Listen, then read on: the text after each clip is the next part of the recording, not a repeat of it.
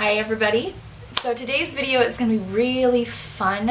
It's kind of a throwback to the very old school underrated and overrated videos that kind of made YouTube really popular back in its heyday. These were sort of the original beauty vlogs in a sense, where gurus would either show their favorite underrated products where the product was not getting enough love on YouTube, or they would show their favorite overrated products where products were getting way too much love on YouTube and the price point didn't stack up, the quality of the product didn't stack up, and basically they bought into the hype. They bought into the consumerism that is YouTube, and they weren't happy with their products. I kind of wanted to make it fresh, make it new, and move it forward for you guys. I thought it would be very fun to do an overrated video, overrated but worth it, where the product gets a lot of love, a lot of hype, a lot of talk, but at the end of the day, should we be buying it? Is it worth it? So that's what I'm going to kind of cover for you guys in this video today. Too Faced chocolate bar, is it overrated? It looks like a beautiful Hershey bar. That's kind of why it gets its hype. That's why people want it. It's from Too Faced. Of course, Too Faced turns out really great products. They're very, very, very cute. The overrated portion of this sort of chocolate bar extravaganza is that this palette does have a few extra inches that could take up a lot more room in your kit that you don't necessarily, you don't need all this packaging. It's adorable, but you don't need it. So when it comes down to it, what is inside this little chocolate bar case, that is actually worth it. Are the shadows worth it? Are the shadows great? Are the vast majority of them worth it? And my answer would absolutely be yes.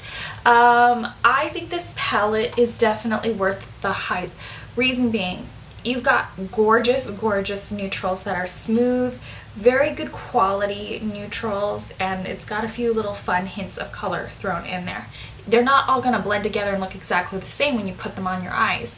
So that's kind of why I feel that this is the first neutral palette that is truly worth it that we've seen in a very long time. Now, the part where it's a little overrated, there are a couple duds in here that I think Too Faced was sort of experimenting with, and I gotta give it to a brand that's not afraid to experiment and see what the population thinks of their palette. However, I think if you're going to be spending $49, $54 after tax, you should have every single shadow in here work. That's just the bottom line. I feel a few of these shadows could have been put in some sort of a clinical test where people came in and volunteered to play with this palette. Artists volunteered to play with this palette. These new sort of double sparkle shimmer shadows, they're a little rough, like this Candied Violet here, Black Forest Truffle. They're not the smoothest of the bunch, and even this gorgeous Cherry Cordial here at the bottom, it's not very smooth either. It's a matte with a beautiful sparkle overlay, and it just doesn't have the best of pigment. Even this pink could have been a little bit brighter. So although the colors in here all work and will look all great over a sticky base, let's face it, when it comes to drugstore shadows, those are the ones we're really prepared to put over a creamy sticky base, not a $54 palette. I still think this palette's worth it. There's so many shades in here I'm going to use time and time again and love time and time again. And I can make these shadows work because I will probably put them over a pencil or a sticky base. With a high-end palette though, we really should not be seeing that. Okay, so the next one is the Wet n Wild Megalasts. Are these worth it? These get a lot of hype from YouTube, not to mention even pro artists in a number of pro forums. Now, the reason being because they are matte, they're long wearing, the colors are generous, vibrant, and really one of the very first drugstore lipsticks we've seen that have this gorgeous sort of high-end look to them because they stay on all day, vibrancy, matte. They almost look like the matte line from MAC. A lot of makeup artists will depot these, stick them in a little palette just so that their customers think that they're using something high-end when really they paid next to nothing and got a container store item to stick them in. The reason why these products may not be worth it is because they are a little bit drying, they're matte, let's face it, they're not going to be super greasy, slick, wet. They're not going to have shea butter in them. That's not the point of these lipsticks. They cost a couple of dollars. These also, the packaging, it doesn't really hold the lipstick very well. It is super cheap. You can't find your color name anywhere on there, just numbers, and that's not very telling. So matte that you almost have to like stick them on. They have a very heavy clay like texture. For the average person, they might be very off-put by these lipsticks. The fact that most people are going to have such a heavy drying sensation, they're not going to want to purchase these lipsticks, and they're not going to want to see the greatness in them because of the discomfort. So are they worth the hype? Absolutely, because you're not paying anything for them.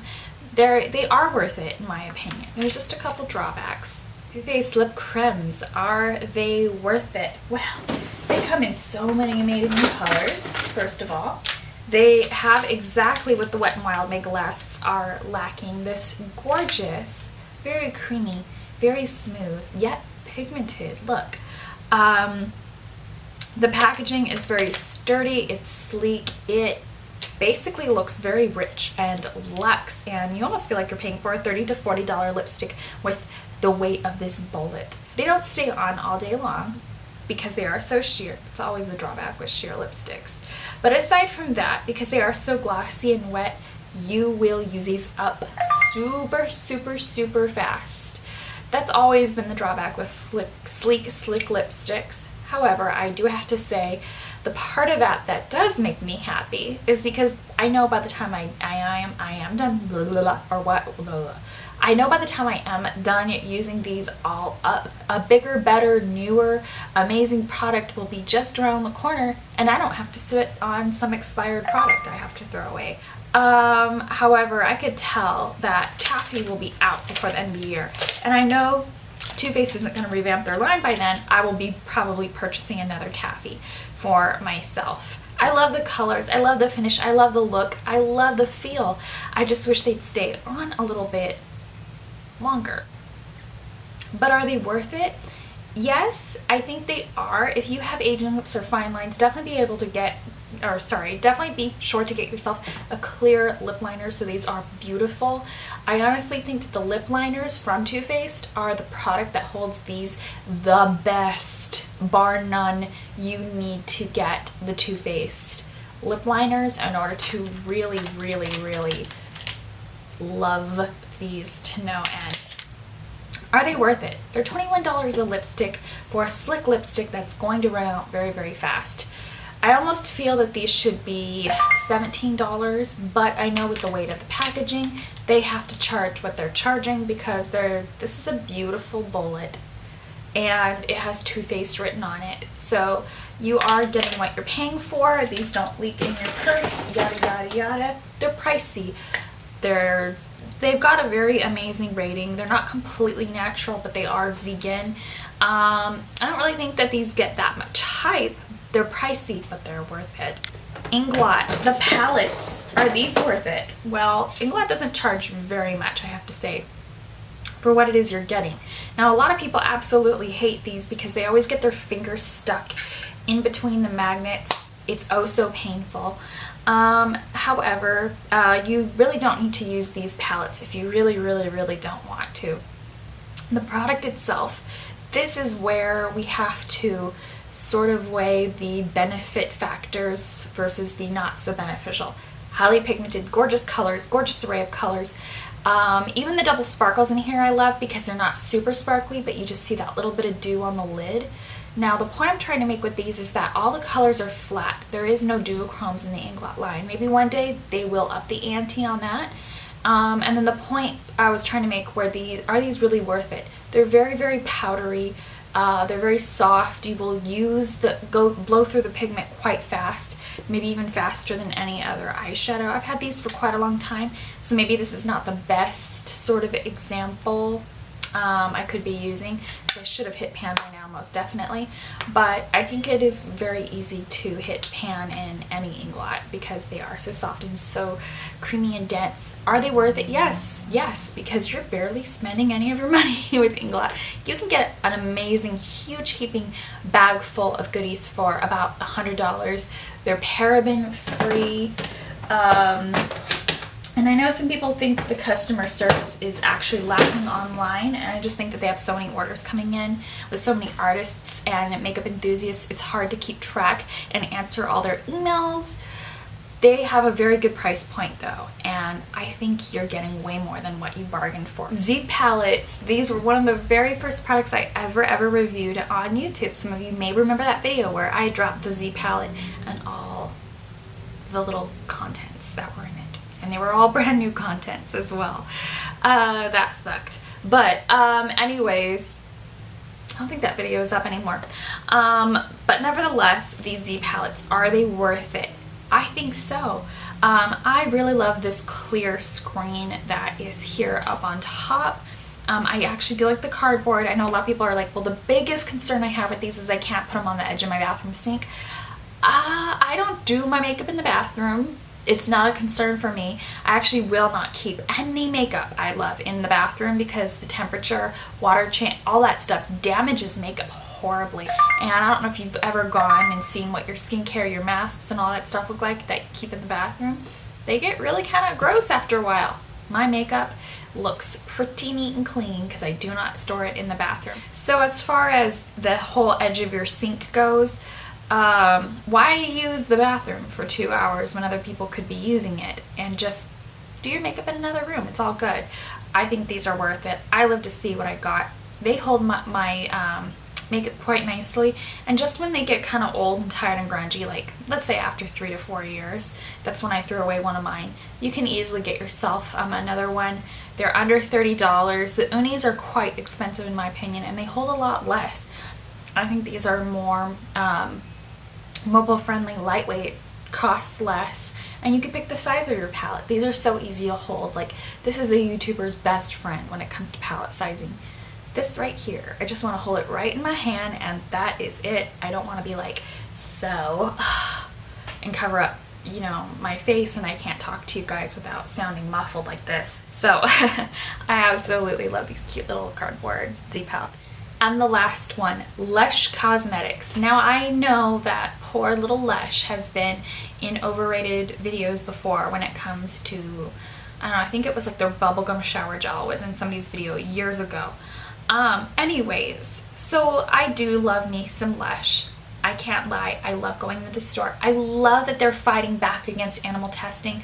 I love their fresh face masks. I love what the brand stands for, and I love everything that they have added to their line. I think that when it comes to Lush though, you don't need to have it be everything in your skincare. I think it's great to add some items that might be missing from other lines. For me, one of my essential items from Lush would be their tea tree toner. It's really hard for me to find a toner in any other line that is alcohol free that is still going to clear up my skin. But I also just wanted to mention one of the main alcohols you want to avoid is stringent alcohols, isopropyl, hand sanitizing alcohols. That's really what you want to avoid on your face. There are toners that do contain alcohol that won't be stringent, drying, or have as bad an effect on your skin. Now, the fact that I do work for a skincare line and I have a license where I can do aesthetics, I feel very contradictory buying a toner with alcohol, even knowing what the different alcohols are. I just don't want to overproduce oil due to using alcohols. This one has grapefruit water, citrus. A lot of people will say, oh well, their toners from Lush, they're basically watery perfumes, you know, nothing amazing. And I just wanted to hit note on what essential oils are. It's a natural perfume. It's a natural derivative from fruit extracts. Essential oils are not constituted in the same category as perfume itself, just as alcohols aren't all the same. The methylparaben, it comes from the essential oil, so it is a natural sort of derivative of that. What we really want to avoid when it comes to parabens is paraben-filled deodorants, because that was the linkage to breast cancer, was finding a lot of lymph nodes filled with parabens and underarm tumors and such. Parabens are unfortunately a cosmetic grade preservative. They can be avoided. So going back to Lush in and of itself, now that we've covered a lot of the reasons people don't want to use Lush, is it worth it? I think it is all about a little bit in moderation, or all in moderation. No, not a little bit in moderation. It's all in moderation. Everything we use in life needs to be used in moderation. If we're going to eat soy, is it going to boom our estrogen level up? Yes or no? Yes, of course it will, because it does something that activates our thyroid. However, tofu, in moderation. Just as, you know, using preservatives in moderation. So we can use our Lush skincare, but we need to balance it out using something a little bit more natural, like let's say the Wonder Seed. Very, very natural, very, very vegan. I do like what Lush stands for, and I will stand up for any brand that is helping ban, fight animal testing, and just overall has a very good philosophy when it comes to their brand image. And basically, I know nobody's perfect. I'm not perfect, and Lush may not be the perfect brand for everybody, but it is a really good one. Pricing, fair. I mean, some of their stuff's more expensive than others. I don't believe in having an $89 cream, but to each his very own. If it works, it works, and if you can afford it, good for you, all the way, for sure. Heavily scented. Again, essential oils don't bother me. I'm not going to put conflicting products in the same, you know, bin area together, because I want them all to smell different. When you go in the store, it is heavily scented. If that bothers you, get in, get out, know what you want. Just like I will use Lush in moderation, I won't use radical resurfacing items in excess. I will use those in moderation as well. And it's just all about balance, creating a little balancing act for yourself so you're comfortable with your vegan, vegetarian, and natural goodies. Back to the whole, is everything overrated or underrated, or do you believe what I believe? It's all up to you. We all have different ideas of what we think are worth it when it comes to products. This has to do with skin chemistry. This has to do with the skin chemistry of many others, what people say about the products when we're selling them to other people, if you sell, that is.